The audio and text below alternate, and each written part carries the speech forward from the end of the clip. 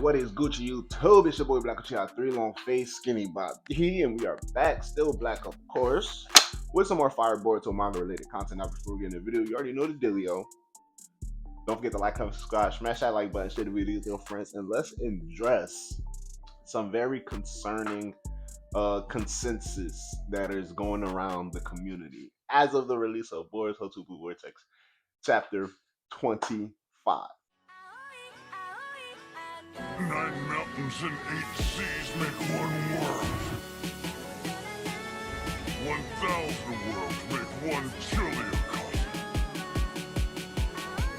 One chiliocosm to the power of 3, and there's nothing I can't cut.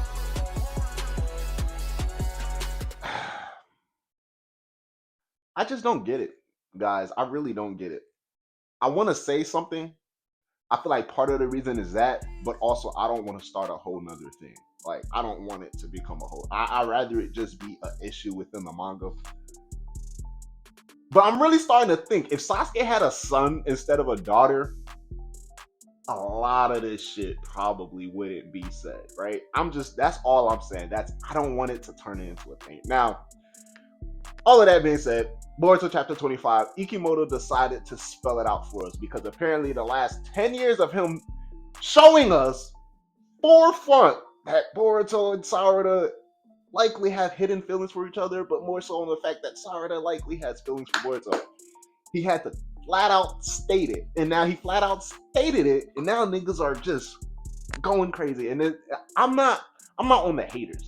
I'm on the niggas with the Sarada profile pictures. The niggas who's bashing Ikimoto all of a sudden because of chapter 25's reveal. The quote-unquote so-called Sarada fans. The real Sarada fans. The niggas who claim to be, but somehow don't understand the motherfucking character and her journey up until this point, right? So I'm not gonna make it anything crazy. I'm not gonna do, like, my Sarada breakdown video is coming. I talked to y'all about it where I'm talking about Ada, Mitsuki, and Sarada. So this isn't that. This is simply the fact of, yes, Sarada loved the nigga Boruto, bro. It's not that deep.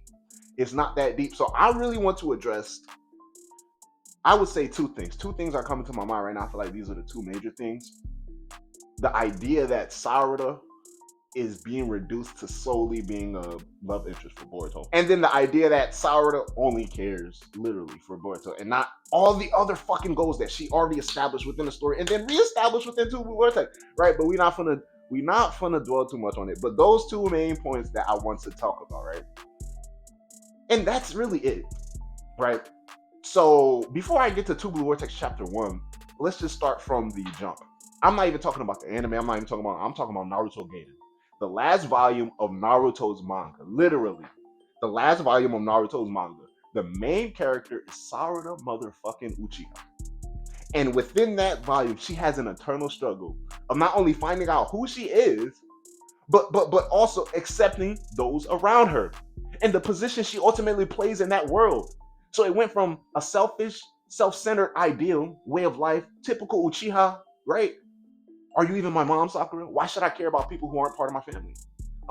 Why should I care about this, that, or the third? Only me and my dad have the Sharingan, so only me and my dad are the really only family I have here on. That's what Sarada was. That's how she thought. That's how she was thinking. Naruto opened up her ideals. Everybody accepts the fact that Naruto is the believe it type of nigga. He won't do anything until he saves Sasuke. He damn near wasted half of his young adult lifehood chasing after a man who said, bro, leave me alone.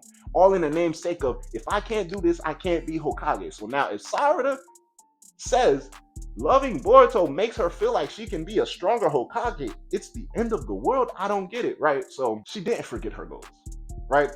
And everything got reestablished within Two Blue Vortex. In chapter fucking 1, she literally goes over the history and lore of the series. She literally tells Shikamaru verbatim to his face in the Hokage fucking office, hey, Naruto spent years chasing after my dad, and he did not stop until he brought him back when everybody else in the world gave up on him. The type of Hokage I want to be, mind you, this is in response to Shikamaru saying, you won't be Hokage, you keep on trying to defend Boruto. She said the type of Hokage I'm trying to be is like Naruto, nigga, not like you. So that all chapter 1, she's trying to clear Boruto's name, clear her father's name, and restore her family, and ultimately live up to the ideal that she's placed in her head that Naruto ultimately lived up to. And she compares it to the fact that Naruto spent his years at the same age she's at right now, spent his years chasing after Sasuke, trying to bring him back to the village. So she's gonna do this part of her life, chasing after Boruto, trying to clear his name and clear her father's name. And then she finds out later on in the chapters, okay, her father is a tree. She got her arm shot off, damn near, for trying to retrieve a soul thorn bulb that she found out literally seconds ago could revive her father, which, mind you, she found out minutes ago that the nigga was a tree. So, guys, I don't know. It's like she just found out. Whole time in her head, Boruto and Sasuke are together. She comes back, she sees Boruto, knows Sasuke. So now her ideals, her goals are adjusting. Like, come on, like, get with the fucking program. She's finding these things out, these events out in real time.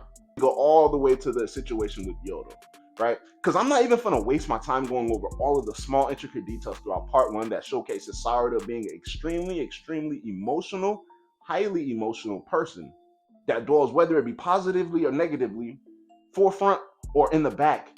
She dwells on emotions, and it's extremely high part of her character. So we're not gonna go over all of that because you're missing the point. If that's the case, I need to, then you just literally watch or follow the series off of clips and post on the internet, or you're being disingenuous.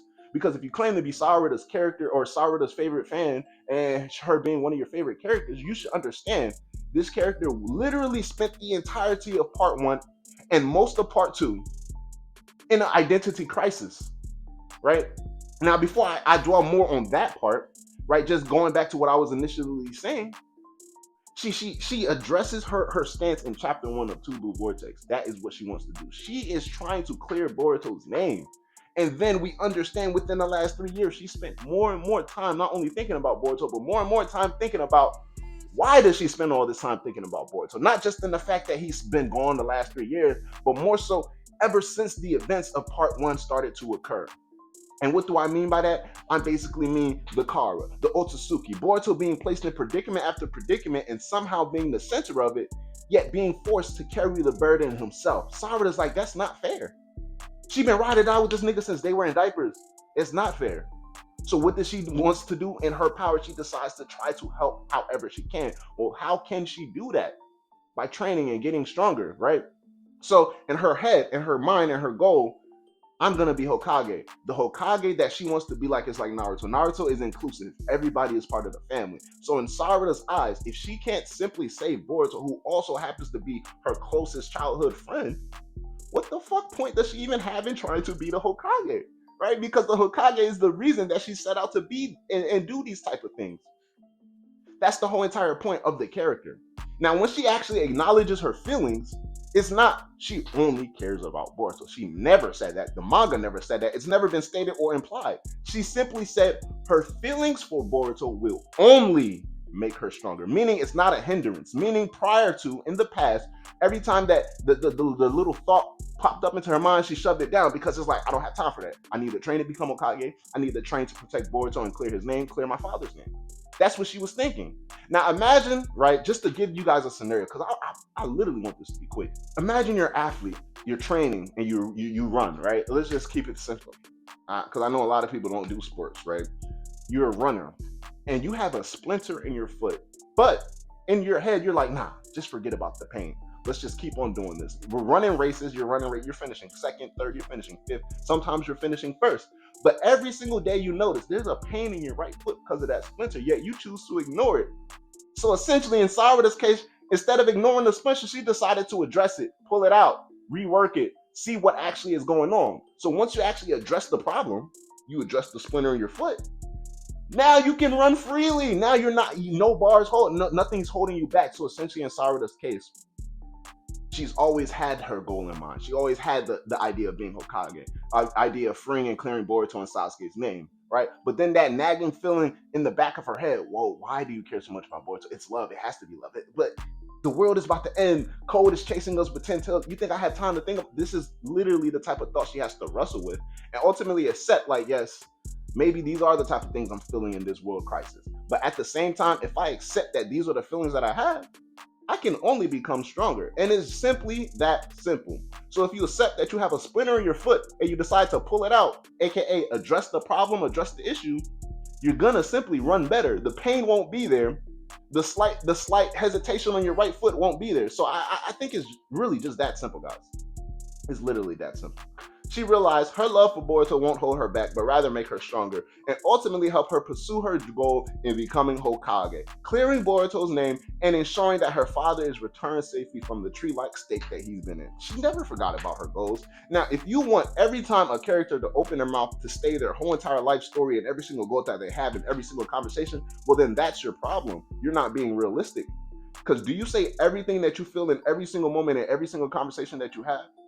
So why would Sarada say everything that she's feeling in every single moment about Sasuke, about her goal to be Hokage, or about whatever she wants to protect the village, in a conversation between her and Sumire about their feelings for Boruto? It's literally a conversation about their feelings for Boruto, not a conversation about the end of the world. Like it's that simple, guys. It's that simple. And I'm sorry I had to rant, but yeah, Sarada loves Boruto, and it did not change her character. It allowed her to open up, and she will be embracing this new light moving forward. It's your boy Black Uchiha 3. Let me know how you feel about the video. What are your thoughts about the Queen Sarada? Big Uchiha vibes all day, every single day. I ain't trying to get rowdy on here too much, so I'm gonna go ahead and cut it short. To my next video, holla at you, I'ma holla at y'all. Black Uchiha. Yes, sir. Ski.